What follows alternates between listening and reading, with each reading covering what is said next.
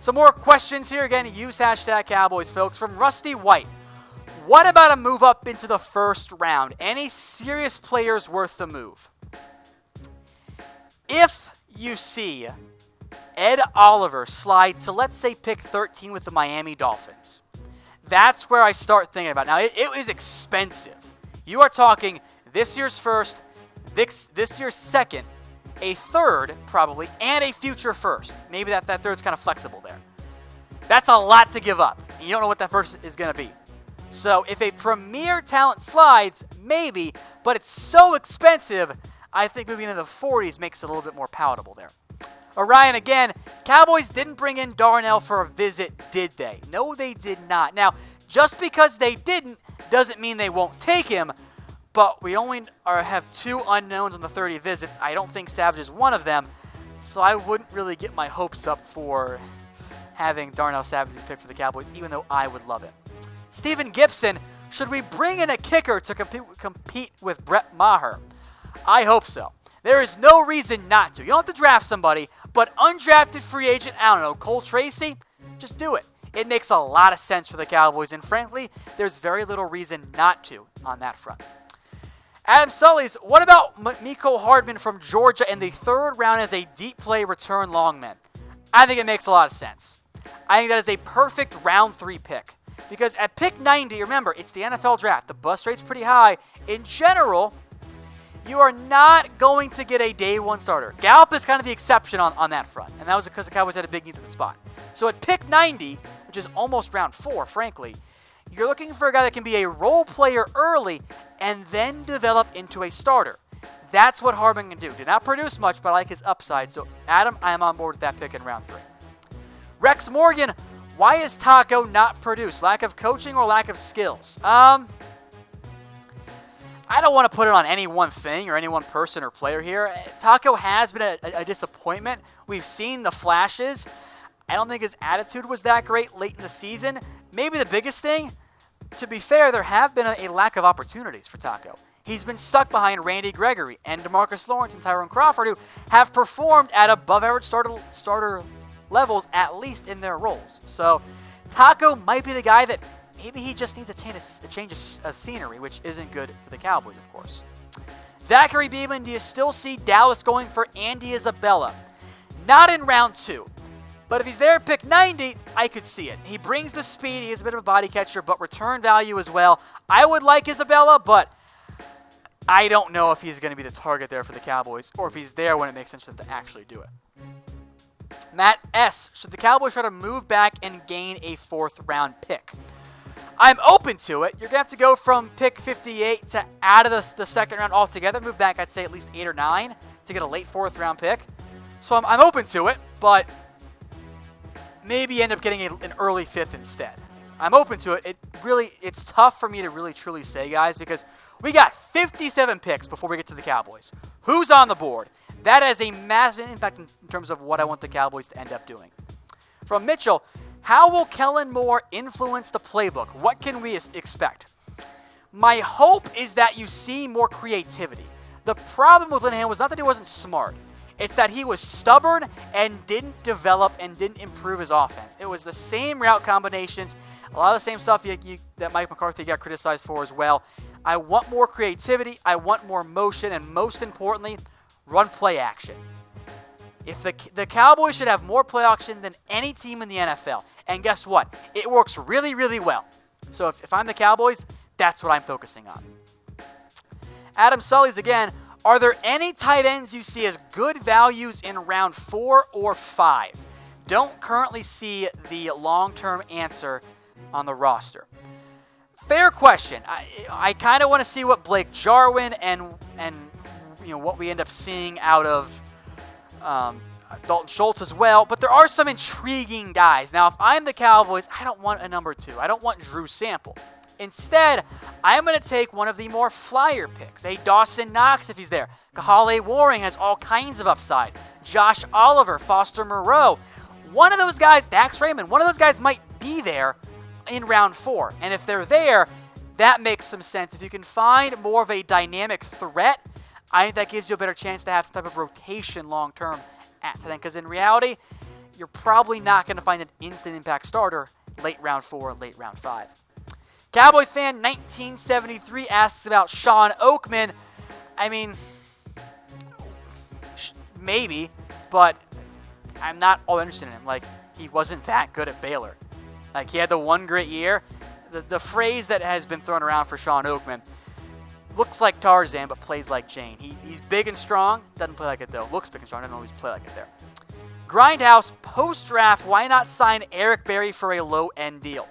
I don't know if the medical cleared. Like, that's the number one thing for me. If the medical didn't check out, you got to pass on him. But for the Cowboys, if they don't get a safety, go revisit Eric Berry. Again, I think you might be able to get him on a cheap one-year deal with low guaranteed money, high incentives. So Berry's not out of the conversation, but let's check in after the NFL draft. Big John Ward, from the players currently on the roster, who do you think will be most improved? I think it's going to be either Connor Williams or Michael Gallup. Sewell has bulked up, he's added more pounds, and Gallup, look, he could have had a big year last year. If he and Dak can just figure out the deep ball, Dak underthrows him. Sometimes Gallup stopped a little bit and that threw off the timing. It's really tough to hit deep balls. Like, I know we want it to be 100%, but like deep ball percentage, it's like baseball. If you hit 300, you're a great deep ball thrower. Like, that's more of the reality in the NFL for deep balls. So if they can connect on a few more, Gallup might produce really good numbers with Amari Cooper drawing so much of the attention. Juan Ramos, if Kelvin Harmon falls at 58, should Dallas take him? I'm on board with that. I'd probably kick Gallup full-time into the slot at that point because Harmon's more of an outside guy, but I like Kelvin Harmon, but he could slide a little bit. He doesn't separate as well as some other receivers, and I think in today's NFL, that's a big concern for teams. Mr. Headlee, with the all-new big contracts combined and a huge number of free agents in 2020, will we have a less talented roster in 2020 than 2019? There is a decent chance about that. The big thing for the Cowboys is from this year to next year is those younger players improving. So your roster in 2020 is not going to be bad by any means. All your guys are going to be under contract. You're going to retain your key players. But in terms of the biggest opening for your window, I do kind of think 2019 is going to be a little bit larger than 2020. From Joey Hoey, what are your thoughts on Nasir Adderly? I'm interested in him. There's some big red flags on tape for me. He doesn't read things that well, but he's got the range. You can't teach the range he has as a free safety. So if you want a single high guy, which is tough to find, he's my top guy this year. I got him in my top 32, but some small school, there's some bust potential there. King J, what are your thoughts on Miles Boykin from Notre Dame to the Cowboys opposite Amari Cooper? Freak athlete. I mean, I was impressed by his combine. There's some good stuff on film. Still a little bit more of an athlete than a receiver in some areas. I wouldn't mind him in round 4. Again, I could Gallup into the slot. I think that'd be fine for him. But I wouldn't mind that if the Cowboys wait on a receiver. Matt S., what happened to all the Andy Isabella hype? It kind of went a little bit to Hakeem Butler and DK Metcalf, which is rightfully so because those guys are better anyway. And then I think Pearce Campbell kind of took some away as well. But for Isabella, my thoughts have not changed. I am down with him in round 2, less so because the Cowboys send Cobb now. And I would love him in round 3. That's where he's going to be graded for me. It's a great receiver class in terms of finding a slot guy or number 2. If I'm the Cowboys, I take advantage of that. Mr. Payne 522, is Jeffrey Simmons worth trading up for in the draft depending on how far he slides? Ooh. Yes and no. Talent-wise, yes. But at the same time for the Cowboys, if you move up for Simmons, you got to get 8 into the top 50 at least. So at that point, you're giving up your 2nd and your 3rd round pick. You don't have a 1st round pick. So you might give up 2 picks for a player who might not play next year. And if he does, he ain't going to be as good as he's going to be the year after that. So it's a little risky. I wouldn't hate it, but there definitely are some big-time drawbacks to doing that. Chris Pearce, who is the backup quarterback now, would a quarterback be a good pick? It's going to be a battle again this camp. Cooper Rush versus Mike White. Rush holds the advantage now, but Mike White has more upside, and I graded him out as like a 4th or a 5th round pick last year, which is about where he went. I think that maybe this is the year White takes over the job, but the Cowboys seem more willing to draft quarterbacks than in recent years. I wouldn't mind a quarterback if it's the right pick. I like the Boise State kid. I just don't know if that's going to be the pick there.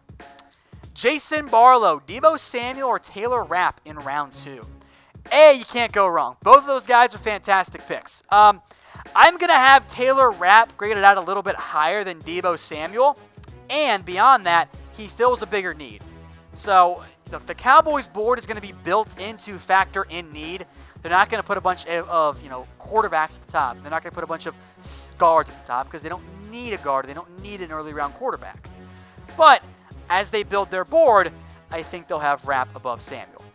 Dave Moore, why hasn't Dayton Jones been re-signed? Doesn't the move add depth? He's able to play defensive tackle also. Yes, he does. He was banged up last year. I think the Cowboys kind of have their one surprise defensive tackle. It was Dayton Jones a year ago. This year it's been Antoine Woods and Daniel Ross. So I think if they don't draft somebody, maybe it makes some more sense. But don't forget, it takes 2 to sign. Dayton might want a different opportunity. Kevin Poet, can you address the mediocre head coach situation? Who is the best candidate to become the Cowboys' next head coach when Garrett fails? The Cowboys are going to go pursue Sean Payton if and when Garrett ever gets fired. I promise you that. If that doesn't turn out very well, Chris Richard makes sense. Lincoln Riley makes some sense. The Cowboys will aim big if they fire Garrett because Jared doesn't have much time. He's going to only want the best. Clarence Edward Terrell Jr., how do you like the 2 West Virginia wide receivers? I actually like Gary Jennings more. I know that David Sills is a touchdown machine. I don't love the speed. I think Jennings brings you more impact there. So that's kind of my mindset. I have them both as day 3 guys right now. Grindhouse, how about Dalen Mack in the 4th with a comp pick? Sign me up. I love that idea. He's better than Kingsley Keke, his teammate. Dalen Mack as a late round 4 pick to help Antoine Woods at the 1 technique spot, I am all for. Now, here's the thing though. If the Cowboys take Dalen Mack in round 4, I think that means Antoine Woods is not going to be a long-term player. They're not going to invest that high in a 1 technique where they have a good one right now in Antoine Woods. With that said, I always like my big guys that can cause a little bit of penetration in the pocket. That's what Dalen Mack can do. Wright K, who did the Cowboys bring in for a top 30 visit? Good question. First off, go check the channel. Make sure you're subscribed. YouTube.com/Dallas Cowboys Report.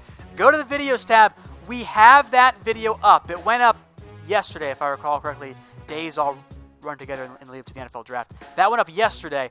YouTube.com/Dallas Cowboys Report. Make sure you guys are subscribed and turn on notifications, right? You'll be notified each time we have a new video up for you guys. Hey Cowboys fans, thanks for watching the Cowboys Report. If you haven't already, click right here to subscribe to our channel for all the best Cowboys coverage on the internet. That's news, rumors, highlights, mailbags, film studies, and a whole lot more. And I'm making your lives a little bit easier as well with the next Cowboys Report video right here.